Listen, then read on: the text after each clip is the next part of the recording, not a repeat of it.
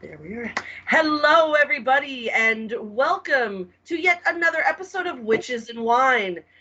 I am your hostess with the mostest, Lola Stardust, and this is the show where we talk about witchy stuff and we drink wine. Clink and drink. Clink and drink to Roman there. Yes. So I'd like to do a little disclaimer before we start the show.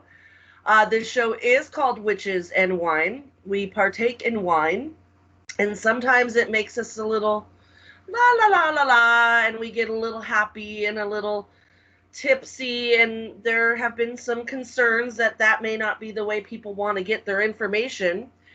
So we have this wonderful thing that we call the X in the corner of the screen, and if you just click on that, you don't have to watch us. It's as easy as that. Woohoo! All right. So I'm going to turn this over to my partner, my husband, my best friend, my high priest, silent as Stardust. He's going to talk about the wine that we're drinking tonight. Yep. So I chose a very special wine for our very special guest. And this is called Boss Block from Sheridan Vineyards from here in Washington State. This is considered the finest American Cab Franc on the market. Runs between $50 to $60 a bottle. Rich, dark, smooth, earthy, very robust, but takes you back to the roots of winemaking. And yeah, I can taste that. And I chose this wine due to the subject and the guest we're having this evening. I figured going back to roots, to the earth, reconnecting with the old ways is something that would work nicely with tonight's conversation. Thank you, honey. And this tastes ancestral. It tastes like there's a lot of history and a lot of and it's very heavy. Yeah, it's very heavy. It's a very firm wine, that is for sure. So yeah, perfect selection, and I'm really enjoying this. It's a wonderful wine. So as our viewers can see, we have someone, he's a repeat guest, which means A, we love him, B, he loves us, and C, you're going to get the best information from this man. He's got important shit to say. Yes, he is full of amazing knowledge about the shamanistic beliefs. He has got such a great healing soul, and he's very magical. He's very powerful in what he does. Welcome, Roman Delgado, to the show. Welcome back. Hola. Welcome back. Hi. So we're going to talk about, well, if you want to introduce yourself in case people want to know where to reach you or what kind of things you do, go ahead and do that. My name is Roman Delgado. My business name is Teotl Tonali Intuitive Arts. It's hard to pronounce, but oh my God, it's what it is. My main area of work is shamanic healing. I am a shamanic practitioner and a shamanic healer. I am also a conjure man, which means that I practice Southern conjure. And I have a very big background in brujeria, which is basically Southern conjure's Mexican cousin. It is the folk magic of the Americas, and particularly in the case of my ancestry of Mexico. Yeah. I have a very lengthy list of subjects that I have studied within the healing arts, one of them being Reiki and energy healing. So I have a little bit of a well-rounded background to be speaking about healing in the first place. Absolutely. And so tonight we were going to talk about something that just really intrigues me, and that's generational curses, how to break those. So can you first tell us, what is a generational curse? Am I saying that right, generational, or is it ancestral? Well, it's a little bit of both. Okay. So let's jump into the rabbit hole. Yeah, let's do it. So what is it? First, let's start with the best way to describe a generational curse by an example, okay? Yes. And it's how I began to do this work to begin with. It happened about 6 years ago. A friend of mine, you have interviewed her, Luna Eclipse. Mm-hmm. Her and I were running a psychic fair called the Metaphysical Market. Yes. I don't know if anyone in the Seattle community remembers the Metaphysical Market, but it was at a metaphysical market that this client that was a repeat client of mine came by for a bone cast. I cast bones as part of my divination, which is a shamanic form of divination, bone casting. And as part of the reading, it came up that every single male in her family had died of the exact same illness at the exact same age. Literally on that birthday of that age, they passed of the same illness for 12 generations in a row. Oh my Wow. gosh. That is the epitome of a generational curse. And And that there is, are many places where that may come from. And she asked me, how do I get rid of this? How do I break the chain? And at that moment, I had to go, because I did not have the answer. So what I had to do was I gave her some sources for other shamanic healers all over the world, like a directory of shamanic healers, see if she could find someone who did have the expertise to help her. And I did a shamanic journey, and I went to one of the helper spirits that helped me to do shamanic healing, one of my teachers in non-ordinary reality. And little by little, they began teaching me this practice that has become my formula to base my shamanic healing to releasing generational curses in.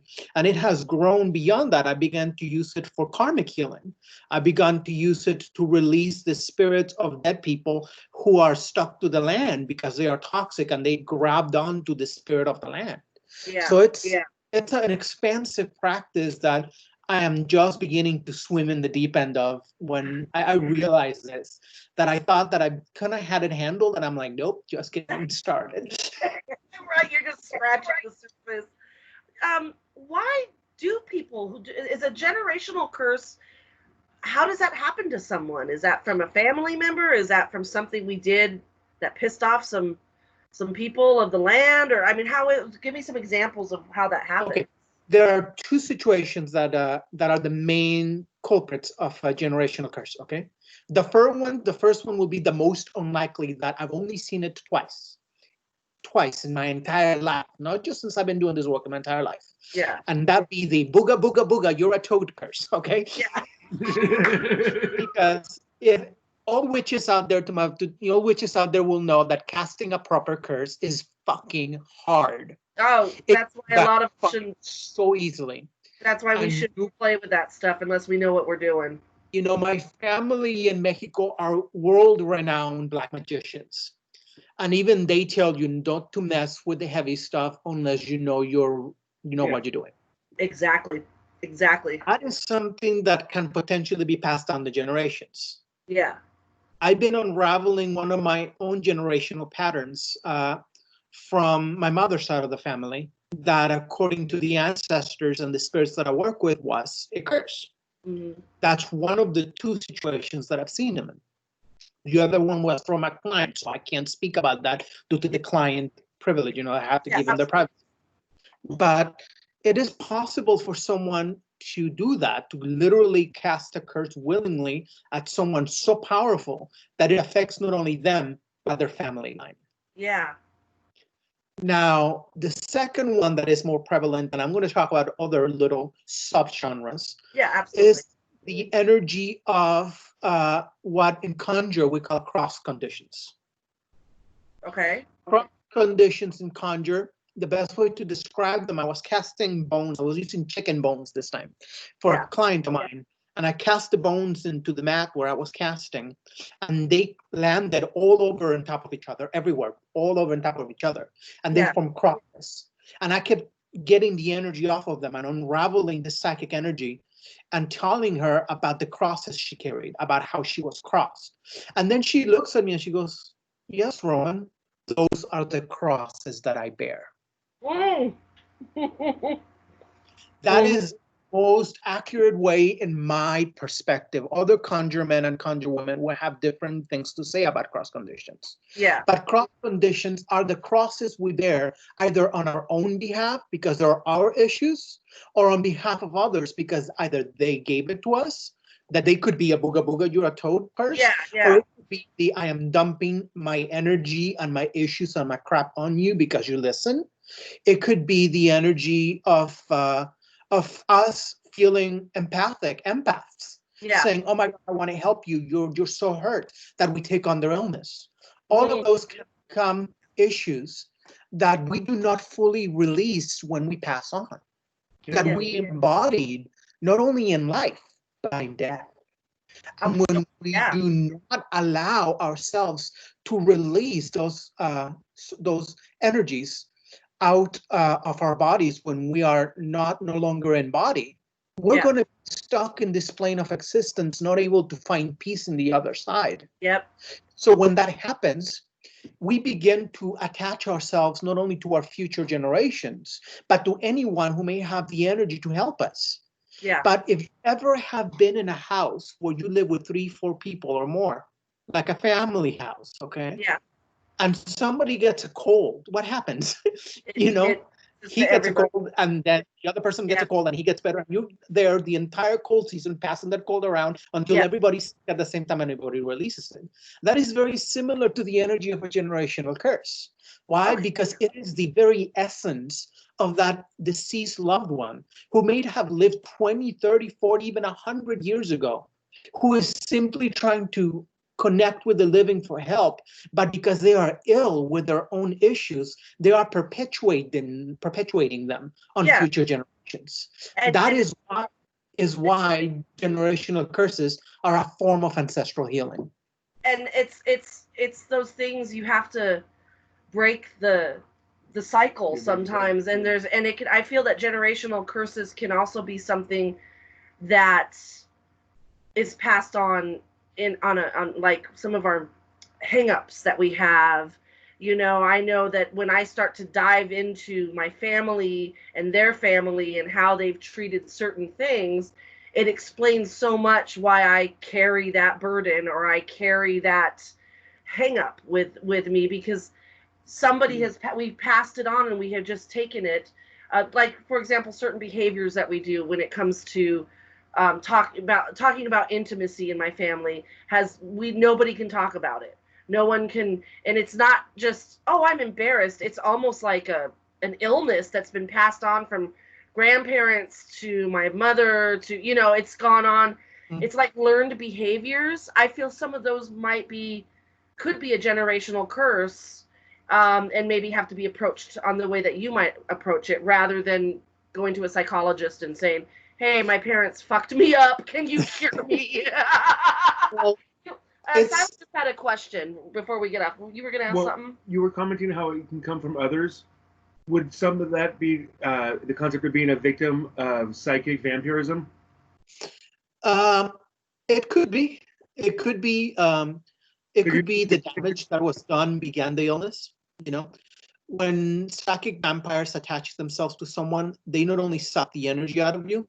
Sometimes there's an energy that is not very well known in witchcraft, but in shamanism is very well established, and that's the energy of soul theft. Yes, I've heard that. Yeah. Soul theft. Successful psychic vampires that know what the hell they're doing very well and are not ethical within their feeding practices can actually take little pieces of your soul that continue to generate power for them to feed on. But when that happens, you have a perpetual hole in your aura where illness can enter. Yep. That is the more likely way in which illness can enter. And because you are not whole to heal it, you can then pass it on to future generations. So now, were there more examples of generational curses, or did you? I didn't want to interrupt, but you were listing some other examples. And that's much enough. Allow me to rewind the tape. Sorry about that. Sorry, this is what happens. Okay, it happens. Yeah. Well, yes, there's energies, like you were saying, for example, the learned behaviors. Okay. Yeah. There is a difference between a behavior, generational pattern, and a generational curse. Okay. A pattern is something that is passed on generation to generation, that with a simple shift on your mentality and on your emotions, you can release and break the cycle. Yes. So part of what makes a generational curse is that it's taking a life of its own. Okay. Every generational curse that I have released, I've had to release a thought form, an egregore or a servitor, depending on how you view it, how you view those energies. Yeah. That was the astral embodiment of the generational curse. And I had to release it I had to transmute, and I had to transmute it from that negative illness into something positive as well in order to release the family from it. And that is one of the parts of the process, not the first, but it's part of the Yeah. process of healing that I use. What are some signs that you might have a generational curse on you? What are some big signs? Obviously, you said Luna had discovered the pattern, the age, but what are other things that you could look for? Well, you know, with my client that I told you about from that psychic fair that Luna and I organized, it was my client. That it happened, and it's literally generational curses will be that energy that it is really strange that it happens in the same pattern to every generation without fail. So there's every generation. Yeah, it happens. Yeah. And it's the biggest telltale sign that you have a generational curse. Also, it could be that you try to break it on your own. That you try to break away from the illness of the family, even put distance between you and your family. Yeah. And even your future generations still inherited that pattern. Wow. So how do you know you're breaking it for the next generations? That's when you end up with someone like me going, help. Okay, there you go. That's what I was saying. Like, yeah, okay. So that's probably why people come to you and they're like, not sure what this is. Here's the pattern every year, this, that, and that, and then you do some work. So can you give us examples? Let's say I came to you and I'm like, Roman, I just feel that there's this illness in my family, and I've done some research, and I feel like all of us on our 40th birthday, or all the women in my family, by the time they reach 40, they have like breast cancer that kills them, even when they're getting treatment and this and that. And we're very, smart with our Western medicine and whatnot, but it's gone back generations, some sort of cancer, something. A lot of it lately has been breast cancer. Now, this is kind of based on true story, by the way, but but not really for me. So please help me. So what would be the first thing that you would do or talk about with me as coming to you saying, what is this? I would go to my first form of shamanic divination that is my go-to, and that's bone casting. Okay, yeah. I would do a bone casting to see the pattern in greater detail, to kind of pull apart the energy of the situation. Because in generational curses, it's never quite what it seems. Okay, yeah. It's normally something under the surface, something beneath the point of view that we can see. Once I have that figure out, I do a shamanic journey.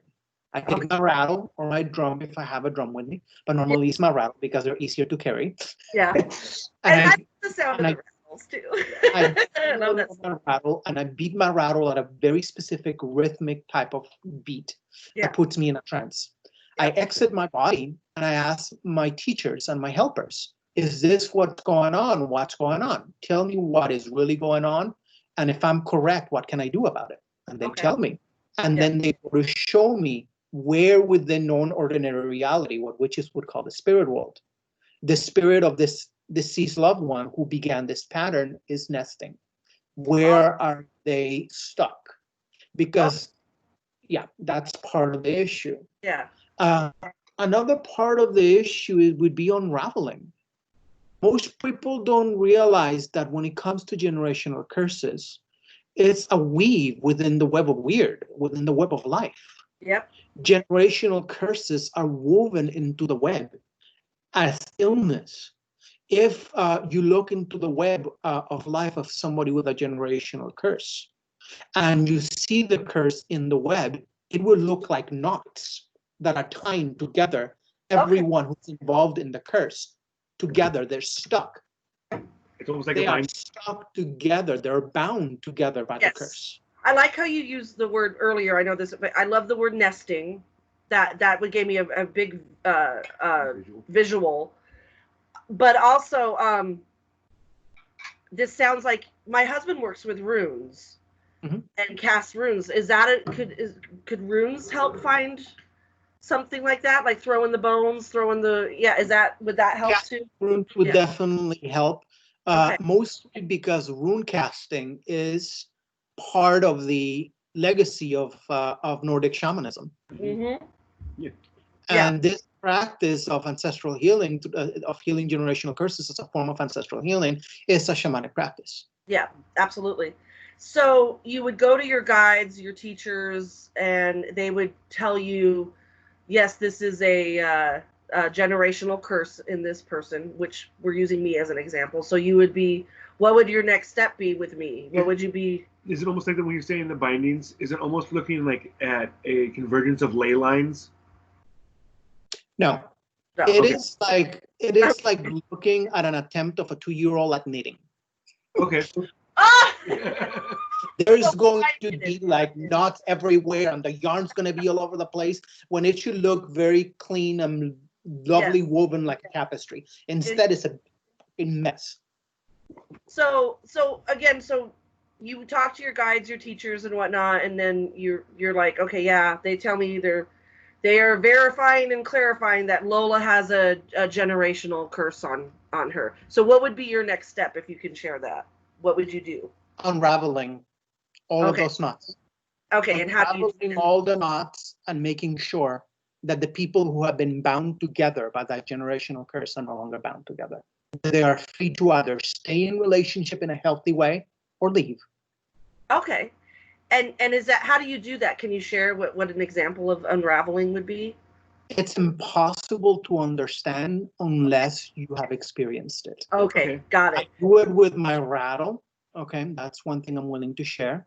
And Yeah. it's the energy, how the rattle moves energy. But unless you see it and experience it firsthand, it's very difficult to It's like vocalize. initiatory. It's like initiatory mystery religions. Go figure. We're just talking about mystery religions. I wonder what that's about. No. Right?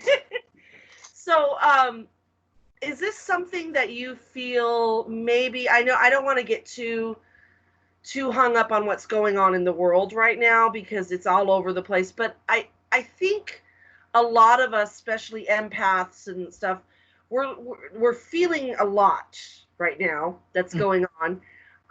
Do you think that some of these things that happen on a bigger scale, do you think what you do can help individuals maybe see? Do you know what I'm trying to say? Help break the cycle. Help Help the break pattern. cycles of what's going on now. Do you understand what I'm saying? Yes, ma'am. Okay, can And you answer it that? definitely can. I think it can. Yeah. One very important reason.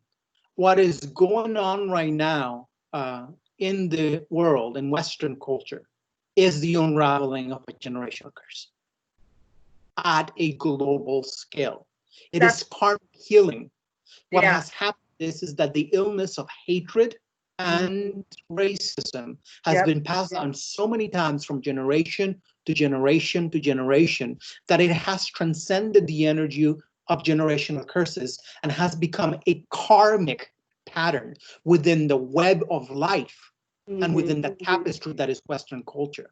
And right now, the ancestors, those who lived well and died well, all of those who are in non-ordinary reality in the spirit world, watching over us, making sure that we get the best out of life, are going, not again, no, not anymore.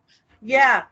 And they are getting fed up, and it is their pain, their anger, their hatred, all of those things that they went through because of this negative energy that we have been perpetuating. That's what we're feeling. We're not only feeling the pain of the current African American and people of color, people who are being discriminated against. We are, as empaths, feeling the pain of every single African American and person of color who has ever been mistreated, because that is what's being released right now. That is what is being worked out. Humanity has come to check their karmic check. Yes. And it's coming down with insufficient funds. And we need to live up to the consequences of our actions. The volcano of oppression is exploding. Yes. Yes. Yes. So, you were saying before we started recording that now, so this makes sense what you're saying when you said, I asked you how you were doing, and you said, I'm getting a lot of spirits, a lot of people trying to cross. So that ties into what you're saying, right? They're really being vocal. can you share some of the messages, some of the things you've heard without giving away any confidentiality or any, I don't know, but or protecting or honoring our spirits? But do you know what I'm saying? Like, what are some of the things I can share some of the things that when I went to not ordinary reality, when I exited my body in trance, I go, what can I do about all of this? Because as an empath, I'm not well suited to be in the front lines protesting. I'm not. It would be so much that I would collapse in tears in 5 seconds. It is, yeah.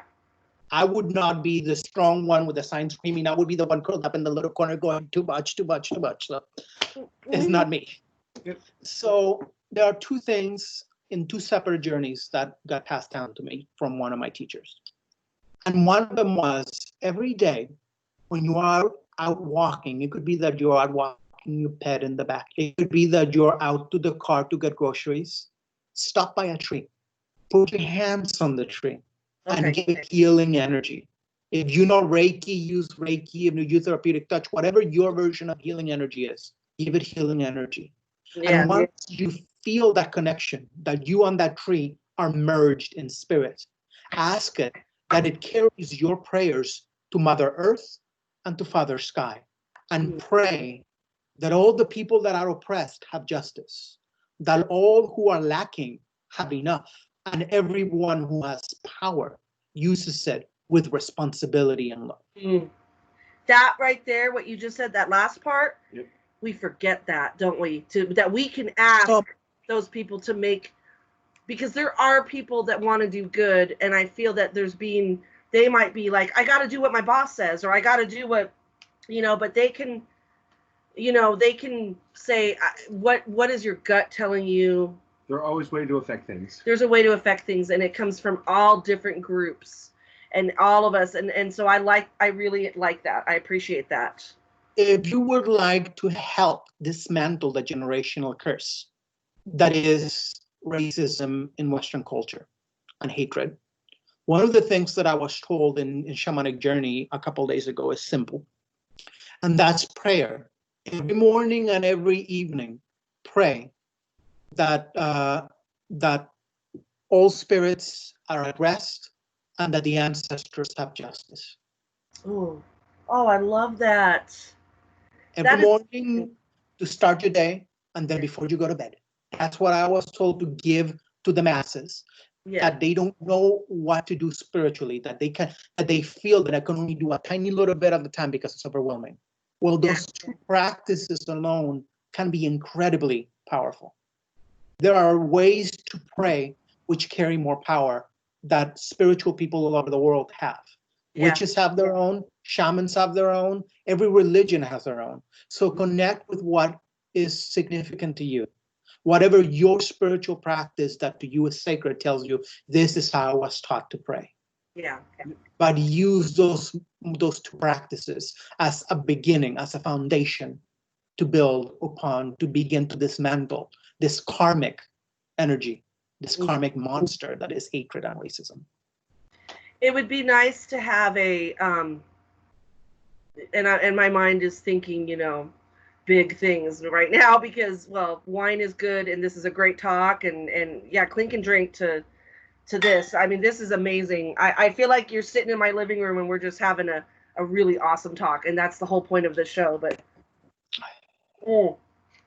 I'm thinking that sometimes we could have a spiritual, not a spiritual protest, but a protest spiritually online. Does that make sense? A spiritual powwow where we all collectively work together to send out the energy. That would be something really cool to work on or to look into. I know that during the coronavirus, didn't Deepak Chopra do a online meditation with everybody, and that got me thinking about how our ways of healing, whether we be a shaman or a witch, whatever we are, whether you be Christian, whether you be whatever you are, the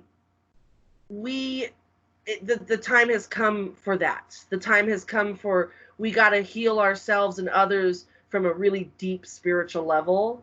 And so I think that's why I like having these talks when it's very much relevant right now, what's going on. Well, one thing to talk about is that when we do a generational curse unraveling, when we heal the pattern, Okay? It is not only you that is healed. We healed all generations in your bloodline through the past and the future. It echoes throughout all of creation. So when you have someone who wants to release the karmic pattern or the ancestral curse of hatred and racism from themselves, because that's what they got taught when they were little, that energy is going to ripple to every area of their life, and not only their family, but their communities. And things will change. Always.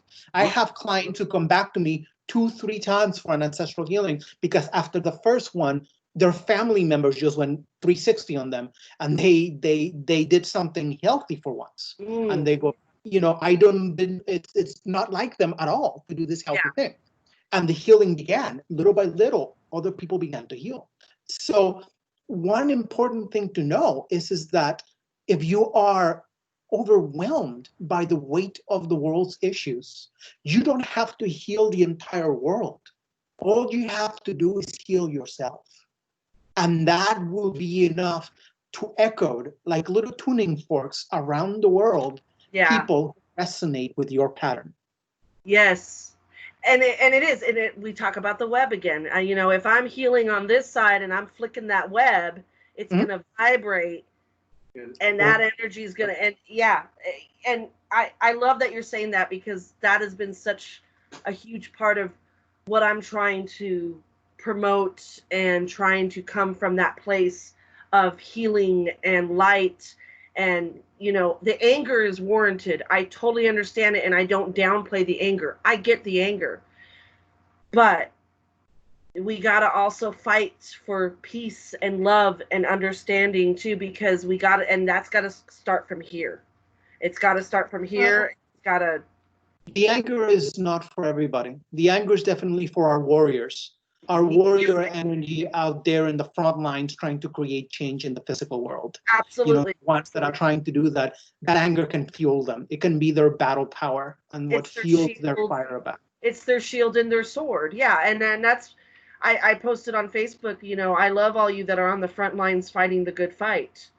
And I often talk to my husband about, but what can we do to start healing? And I think in our coven work, we do daily devotionals. We try to check in with one another on a small scale. We want to make sure everyone is feeling important. Wanted.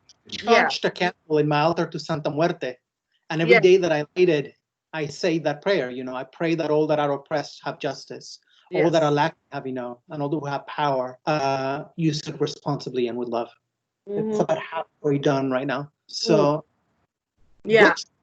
charge a candle and burn it and say that prayer every time you light it. Yeah, absolutely. I'm going to start. It's very, I like to hear there's so many different ways we can contribute to this. And being magical beings that we are, we have a lot of power and we can make change. 1,000 little flames has just as much power as one big flame. Yeah. Yep. Yeah, absolutely. Is there anything else you want to talk about? I mean, there's so many things we can talk about, and I feel like let's continue with the process of releasing a generational curse. Like that people, if they want to work with me, they can know what to expect. If not, they can make up their own way to do this. Listen to you keeping track of my question lining. I'm drinking wine. This is some heavy stuff. This is not my first rodeo, honey. I know. All right, so we left off with you about the unraveling. Yes. Yeah, we talked about the unraveling. So what would be next part? The next part is what comes from a shaman or from a very experienced priestess or priest. Okay. It cannot be done by a layman or somebody who's not very experienced. Okay. And that is crossing over all of the spirits involved in the pattern. Okay. Everyone who's dead and stuck on earth because of the pattern needs to be crossed over. Now, here comes what most people don't know about curses, especially generational curses. This is that in order to properly cast a curse, you have to have something of the soul of your target. Most curses, they take a piece of your very soul. It's a form of soul theft. Okay, yeah. When we come to generational curses, I have encountered souls in non-ordinary reality, in the spirit world, if you may ask which, who would keeping many generations of the same family right there with them, like in a leash, or right there close to them, in order to become more powerful, to suck the energy from them and perpetuate their illness on future generations. So when it comes to generational curses, that needs to end. So we need to cross them over and have them find peace. Okay, yeah. Because without that happening, it's just going to be more and more power being pumped into the curse. Well, and you do that. You do that. Okay, so that's in shamanic healing, we call it psychopump work. Yeah, psychopump. Psychopump. Yeah. I am a follower of Hecate, and I have been exposed to some of that energy of just all those souls just going whoosh. But that I don't do it on a regular basis like you do. That's got what can you, when people do this, I mean, it takes a toll on you at some point. I mean, wouldn't it? Well, there are specific ways to do it, both in a witchy way and in a shamanistic perspective. Okay. In a witchy way, what I do every night is my practice that I learned at Wolstenstein Theological Seminary from one of my teachers when I brought up to them, too many dead people. Yeah. So what I do is that first I ground and I connect to the earth and have the earth fuel my magic. Then I cast circle and I open the western portal. Okay. Ye lords of the watchtowers of the west, lords of death and initiation. Yep. Keywords there. When I do that, I call on the elementals and the elemental kings of the west to help me cross over all of the souls that I need to cross over. Oh, nice. With that combination of earth energy fueling my magic and the help of the elementals, they can find peace without depleting. Let them find the current. For our viewers, you've heard me mention Wolstenstein and Wiccan Seminary. I graduated from there with a bachelor's. What year are you at the school right now? I am repeating my freshman year because I took a break on the winter quarter of my sophomore year to take care of my technology anxiety. So I could not start my sophomore year on time, so I had to audit my freshman classes. Just understandable. But you know what? It's I am learning so much even the second time around. Yeah. So it's a great school, and we promote it quite a bit on our show. So before we do more promotion, so you do the crossing over everybody, and then would that be the last step in that, or would there? No. How does that work after? Okay. The next step that I would do now, shamanically speaking, okay, one thing to be noted is that no shaman or shamanic practitioner ever does anything alone, ever. Yeah, you always with your guides. It is always helper spirits who do the work through us with our help and with us facilitating the physical experience. Channeling. It's a form of channeling, but it's not quite the same. It's not quite the same as simple. It's different. Well, So with that energy, we can cross them over either shamanically, in which we send them to the western gate in a witch way, or I could cross them over shamanically, in which I use my rattle or my drum again, go into a trance, and I literally grab them by the hand and I go and take them where they belong. Oh, wow. I go with them and I go, this is according to the spirits that are helping me, this is where you need to be.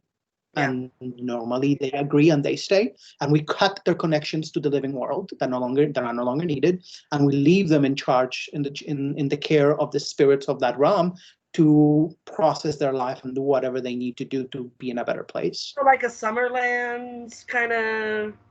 Well, it depends on your cosmology. Shamanic healing, you have to have your own cosmology in order to get the most out of it. People who are Catholic would have a Catholic cosmology. Personally, my own cosmology comes from my study of Aztec mythology. And that's the way, when I view the spirit world, that's the form it takes for me. Because that's what, from when I was really little. Wiccans would call that Summerlands, I think, right? Well, I think what he's saying is those people that were caught up in the knot, they're not able to move past. So it's almost in a form of, if you want to use a Christian term, purgatory, where they're not able to go from a life to the afterlife they're stuck in between and caught up in that curse. And what I Also, think or limbo. one thing, in shamanically speaking, particularly in core shamanism, which is where I've been trained in, okay, there is a space between each layer of the upper world and the lower world, okay? The underworld and the heavens, and in that middle place, in the middle layer, it is incredibly dangerous. It took me 10 years of training for my teachers to say, you are ready for you to go there and see what's there. I did it once. I never want to go back again. Yeah, we're not supposed to go to. Yeah. I've heard that. You're not. You've got your upper and your lower, and then there's that middle, which to me is interesting because that almost represents what we are in now, and if you get caught in it, it's like a weird time loop. You can't ever leave. I feel that's what. Not quite. And I'm going to go there. Okay. Here in a little bit. We'll come back to that thought. Don't forget it. Thank you. Don't let the wine take it away because it's important. Okay. So continue. But the middle world. Okay. There's the middle world. That's where we are, and it has its own spiritual plane. Then beneath us there is the lower world. Yeah. And above us is the upper world. Each of those, the upper world and the lower world, has layers, like a building that has a basement and it's built as a skyscraper. Yeah. Between each of those layers, there's like another floor, a whole floor of their own. Okay. Between this lower and upper world layers. That's where the danger is. That is the type of limbo that it is that people's souls get stuck in. However, once you get stuck in there, it's almost impossible to get out. You're there for good. Oh, wow. It is incredibly dangerous, mostly because the souls that get stuck in there do so out of their own negativity. And that place has no way to release that negativity. So they are completely stuck in a perpetual cycle of their own bullshit. Yeah, and they're in a place, and they're evil, nasty people, some of them. Some of them are just like zombies walking around, wallowing in their own darkness. And when they see the light of a living soul, they latch onto it and they try to sap it away. And before you know it, you're like in a zombie movie trying to run away from them. So it's a very dangerous place, the inner worlds.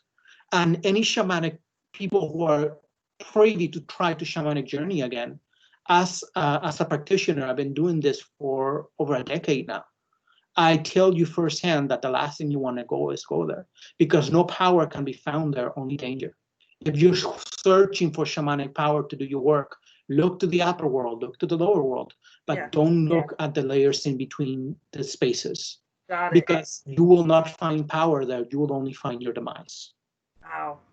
And there's people that are stuck there for all eternity. Yeah. Now, once we cross them over, back to the process. Yeah. Once we have crossed over the dead people, it's time to dismantle the spirits. Okay. Dismantle the thought forms that were the generational curses. Got it. Yeah. That has its own way people can do it. Okay. The best way to do it is through water.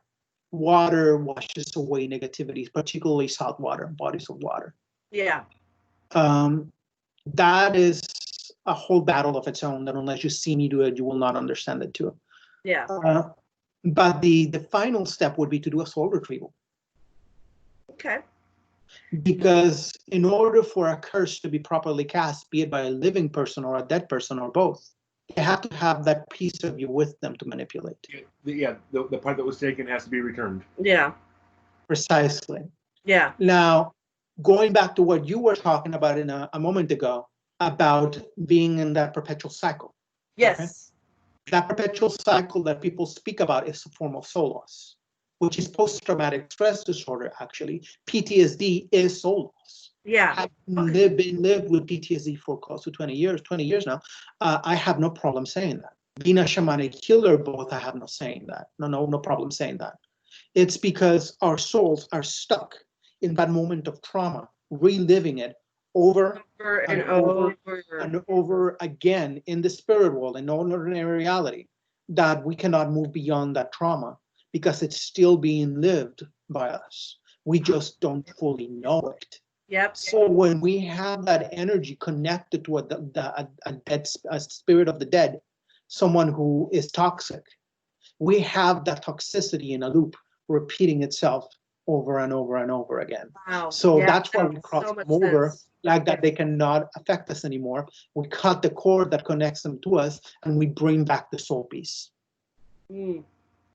That is Important disclaimer here, talking about soul retrieval. Soul retrieval is the easy part. Really? The hard part is the integration. Because you have to realize the part of you that has survived the trauma that led to soul loss, that's the part of you that's strong. That's the big badass bitch who could not die. That other piece, it took away running and screaming, or it froze in fear and in pain, or it got taken away by the nasty. And they are wounded, and they're going to need a lot of fucking healing. They're going to need their own mommy and daddy to nurse them back to health again. I had clients of mine who, after their soul retrieval, they did not believe me that they were going to need help. And shortly after that, their emotions got so bad that they went on a drinking binge and almost died of alcohol poisoning. Oh, well, because that's what I call your vulnerability. When you expose that part, when we expose that part of us that is so vulnerable and so insecure, it's tender, and it's, and that is fucking painful. Well, but yeah, go ahead, honey. I say, you look in the physical form. When you get a big scratch or scrape and your skin has to reheal and regraft, it has to rebuild all those connections. That's the same thing that the soul has to do, is it has to reconnect and integrate it back in, and it has to get it back to a fully healed state and scab over. Exactly. It's as above, so below. We live and see how this works in a physical sense. Well, there's got to be a psychic and a spiritual mending too, and that's what you do. Precisely. It's like it's basically doing surgery to the soul. Yes. Oh, but yes, that's a good way to put it. And one of the things to talk about is that the unraveling that I do with my rattle, okay? That is also a way to release toxic energy. I am cleaning the wound as I do that. I am not only unraveling you from the toxic people, I am cleaning out the wound where your soul used to be simultaneously. And most people don't realize that, because when I do that, it gets to be so intense that some people can't take it. I have to stop like halfway through. In shamanic healing, we'd call it a shamanic extraction, when we take out the illness so we can put in the soul pieces back. Can you do a demonstration of rattling to get some of our, not to get, you've done it at workshops. Yeah. I love his rattle. I love demonic rattling. Before you do that, because I thought we can end it with you doing maybe something for us to just get us in a quick little that spot and then release us, or how you want to do it for some healing for ourselves and others. But is there anything else in the process that we're missing out? Because I'd like you to finish talking about the process. Well, the end of the process is when I go to my guides and I ask them, what do they need for aftercare? Okay. What is going to be that they need help integrating? And I do a lot of other things as part of the process. I do a lot of singing, which is what I'm going to do for you. Shamanic singing is not something that comes with specific notes or even words. It is when we become one with one of our helper spirits, and that helper spirit uses our vocal cords to vocalize energy, not thoughts, not concepts, but pure energy. And that energy can have the vibration needed for each specific healing. When I do shamanic healing, I do a shamanic song before the soul retrieval to prepare them, and I do a shamanic song afterwards to help the soul integrate. Oh, wonderful. So are you able to do that for us now? Because we're going to be at the top of the hour here soon. And if any of you want to work with me, you can you got my business page in Facebook? I'm going to put all your links on when we upload this, but you can say them out loud. You find you on Facebook. What's your website? You can find me on Facebook under Teotl Tonali, hard to pronounce Aztec. I'll link it. Yeah. I work my work in person at a Mystic Sanctuary in University Place, Washington. That's in the Tacoma area, every Wednesday and every Friday. I do work shamanic healing long distance. So if you want to get a hold of me because you think you need shamanic healing, I can do work long distance. It's just a matter of speaking over the phone to discuss the details of the case and the divination. Yeah. And what I do in that case is that I travel through the spirit world, through non-ordinary reality to where you are, and do the work. And it still gets quite intense. So yeah, my shamanic healing sessions are $150 an hour, Yeah. which are actually quite below market Yeah. That is. They're That's below market standard. Most shamanic healers charge between $200 to $500 an hour. Yeah. So I do this as this affordability aspect. It's as part of my service to my helper spirits. You know, as long as they keep my bills paid, I'll try to keep it affordable. That's the deal we have with each other. Help me pay my bills, and I'll keep it affordable. He's the real thing, you guys. He is. We love this man. So can we? An energy that you feel needs healing for you and your and your viewership. I just feel that we need to start feeling. I would love for us to be on the as one and join together as one and stop the unnecessary arguing and the divisiveness that's going on, and just. Does that make sense? Knock down the wall between people. Knock down the wall between people, and do you understand what I'm saying? I feel that that needs to happen. We need to join. So I'm going to mute so you don't get any feedback. Okay. So go ahead and explain what you need to do, and then I assume that you will help bring us back. And then once you bring us back, I'll do our closing. So I'm going to turn this over to Roman Delgado, and he's going to do some of his magic. So yay. Okay, the first thing I'm going to do is I'm going to rattle for a little bit, and I'm going to sing a song in Spanish to my helper spirit. This one was going to be to Santa Muerte. I'm going to say a prayer to Santa Muerte to grant us a song to bring unity to the world. And I'm going to rattle along with my singing for a little bit. Then I'm going to do this.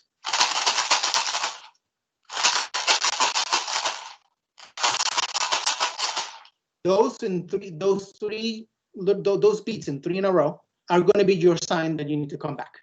After that, I'm going to go really, really fast and stop singing. That's your sign that wherever you are in your little trance, you need to come back to body, okay? Okay.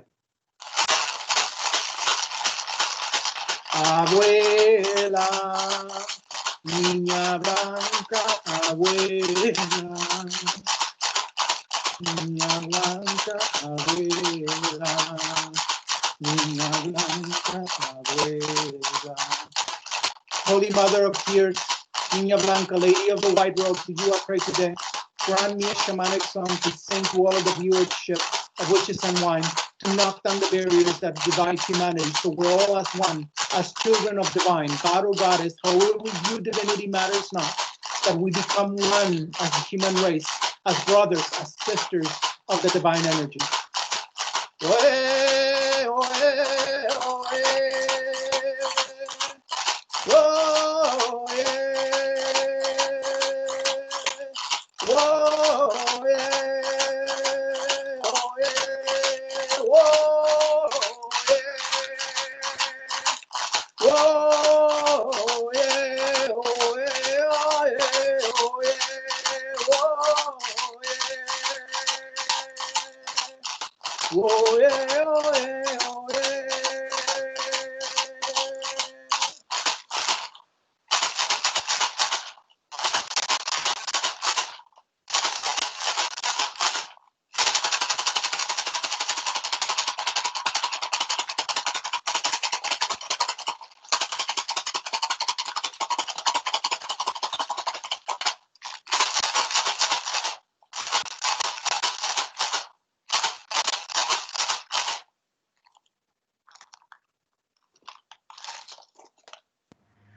I hope everybody's back because woo, you could get lost in that. You can get lost in that. That was amazing. If any people here are interested in learning more about soul retrieval, because that was a big part of what we talked about that gets people's ears up. Yeah. The author Andres Ingerman wrote a beautiful book about soul retrieval called Soul Retrieval. And it was the landmark book in shamanic healing. She was the first person ever to write in depth about that particular form of shamanic healing. She also wrote a book called Welcome Home, which is about the integration process. What happens when you feel, okay, I'm done with soul retrieval for now. What do I do now? Those 2 books are great resources for people who wish to understand the subject better. And I will put links because I go through and try to edit certain things. I'm learning a whole new editing system. So my edits we're getting more professional, Roman, here on Witches and Wine. I've got an editing program that I'm still trying to figure out. But anyway, I'll figure it out because I love it. Well, thank you. Oh my God. This is awesome. Oh, Roman, this was amazing. You are welcome back to our show anytime you want to talk about anything. We love you so much. Before we say goodbye to everyone, I want to let our viewers know if, first of all, don't forget to subscribe to our channel. I'm trying to build that up here. And you'll see our little Witches and Wine COTC Coven logo. And if you click on that, you subscribe to us. And that'll be coming up at the end here. And if you have any questions about what we do, if you want to be a guest on our show, or you just want to ask us why we are the way we are, then you need to email us at crossroadscoven@gmail.com. What was that again, honey? That was crossroadscoven@gmail.com. So thank you so much, Roman Delgado. You're amazing. As always. Thank you for being a guest. Yes. You're so magical. When I feel tingles, I know it's not just the wine, it's the magic. And remember, everyone, please be kind to one another. Walk with the goddess. And until next time, blessed be, everybody. We'll see you next time. Thank you. And we